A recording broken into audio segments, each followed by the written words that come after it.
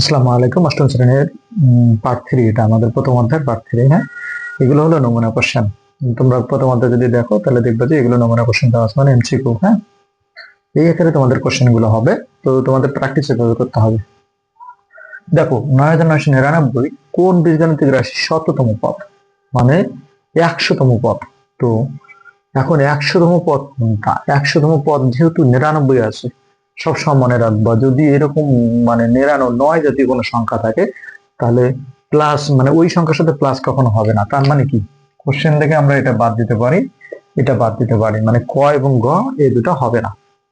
এখন শততম পদ, এর সাথে মনে করো 100 যদি গুণ করি, 100 গুণ করি, তাহলে এটা কিন্তু হওয়ার চান্স নেই। বাট এটাতে দেখো 100, এই যে 100 যে তুমি সংখ্যাটা আছে, এই যে ধরো 100 এর উপর স্কোয়ার করলা, তাহলে কত হবে? 10,000।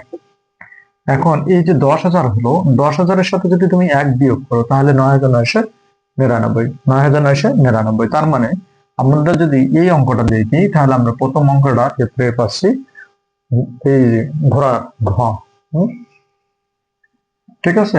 তো পরের কোশ্চেনটা দেখো, পরের কোশ্চেনটা বলা হয়েছে 1 থেকে 100 পর্যন্ত কতটি সংখ্যাকে দুটি স্বাভাবিক বর্গ সমষ্টি হিসেবে দেখানো যায়।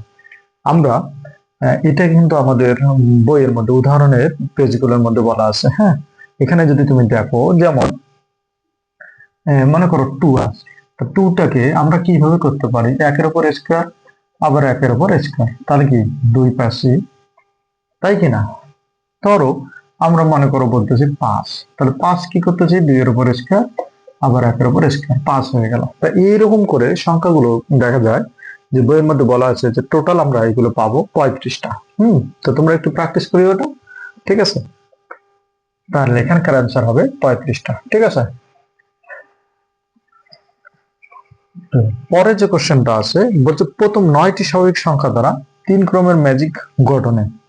প্রথম, এই দেখো, প্রথম কোশ্চেন বুঝবা, কোশ্চেন যদি বুঝে যাও কোশ্চেনের মধ্যে অনেক অ্যান্সার পাবো। প্রথম 9টি, প্রথম 9টি মানে 1 2 3 4 5 6 7 8 9, এই কটা। তারা 3 ক্রমের ম্যাজিক গঠনে। ম্যাজিক গঠন আমরা কি জানি? ম্যাজিক গঠনের ক্ষেত্রে আমরা 3 ঘরের জন্য যদি করি তাহলে আমরা 3টে ঘর কাটি, তাই তো? তো 3টে ঘর কাটলে আমরা কি বলি? মাঝখানে ঘরটাতে আমরা বলি 1, তারপর এদিক থেকে নেওয়ার পর এখানে বলি 2, এখান থেকে 3, এটার থেকে যেহেতু এটা যাচ্ছে না, এটা 4 5 6, এখান থেকে যাচ্ছে না, এটা 7, এর থেকে 8, এটা হলো 9। ওকে, তাহলে দেখো আমরা এই যে প্যাটার্নটা জানি, এই প্যাটার্ন অনুযায়ী আমাদের বলা হয়েছে ক্যান্সেল করতে হবে। তো বলা হয়েছে ম্যাজিক সংখ্যা হবে 15। তো তুমি কি এগুলো এরকম করে করতে যাওয়ার দরকার নেই। তুমি কি করবা? সূত্র আছে n into n square plus 1/2। n এর ভ্যালু কত? 3, তাহলে 3 স্কোয়ার প্লাস 1/2। তাহলে এখানে কত হচ্ছে? 10 3 + 15। তার মানে প্রথম যেটা আছে ম্যাজিক সংখ্যা হবে 15। ঠিক আছে, এগুলো তুমি যোগ করে দেখো 15 হবে। তার মানে প্রথম ঠিক। কেন্দ্রের ছোট বর্গক্ষেত্রে কেন্দ্রে, এই যে এইগুলোর মধ্যে কেন্দ্র কোনটা? এটা। এই ছোট বর্গক্ষেত্রে সংখ্যাটা হবে 5, হয়ে গেছে 5।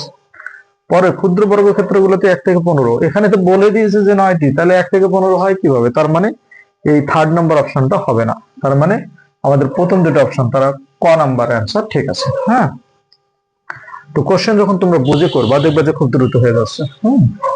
পরের কোশ্চেনটা দেখো, পরের কোশ্চেনটা কি বলছে? পরের কোশ্চেন বলছে যে এই একটা ছক আছে ম্যাজিক নাম্বার, এখন বলা হয়েছে 4 এবং 5 এখান থেকে করতে হবে।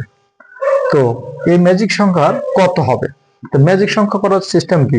তুমি যে কোনো দিক দিয়ে যোগ করো, 13 + 5, তাহলে 45, অ্যান্সার 45। তুমি যদি এদিকে যোগ করলে 45 হবে, এদিকে এদিকে যেদিকে।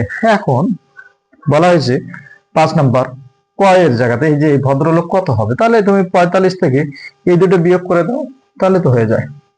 তাহলে এখানে কত? এটা হলো 10 20, তার মানে 30 যদি হয় তাহলে 15, আনসার হলো 15।